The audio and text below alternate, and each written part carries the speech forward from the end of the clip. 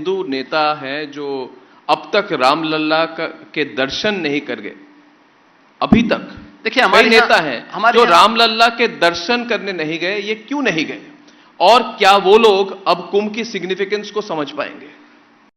பாருங்கள், நம்மிடத்திலே யாரையும் கட்டாயப்படுத்தும் முறை நம்மிடத்தில் இல்லை. இதுதான் நம்முடைய மகத்துவம். தரிசனம் செய்யுங்கள், செய்யாதிருங்கள், இது உங்கள் இஷ்டம். செல்பவர்கள் அருளுக்கு பாத்திரமாகிறார்கள். யார் செல்லவில்லையோ தங்கள் கர்ம வினையை அனுபவிக்கிறார்கள். எந்த கட்டாயமும் இல்லை. அவரவர் விரும்பியவாறு நடக்கட்டும்.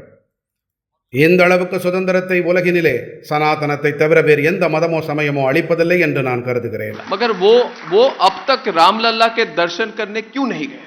ஏனென்றால் தார்மீக அடிப்படையிலே அத்தனை தைரியம் இல்லை, नैतिक रूप से साहस नहीं है. முற்றிலும் இல்லை. இவர்கள் அயோத்தி விஷயத்தில் எப்படி நடந்து கொண்டார்கள்? அயோத்தியில் வளர்ச்சி ஏற்படவில்லை. அயோத்தியின் உரிமைகளை பறித்தார்கள். அயோத்தியின் பாரம்பரியத்தை குலைத்தார்கள். மரபுகளின் விரோதிகளான இவர்கள்தாம் வளர்ச்சிக்கும் எதிரிகள். அயோத்தியவாசிகளிடம் மாற்றாந்தாய் மனப்பான்மையோடு நடந்து கொண்டார்கள். தார்மீக அடிப்படையில் அவர்கள் அயோத்தி செல்ல எந்த உரிமையும் இல்லை. தார்மீக பக்குவம் உள்ளவர்களால் மட்டுமே அயோத்திக்கு செல்ல முடியும்.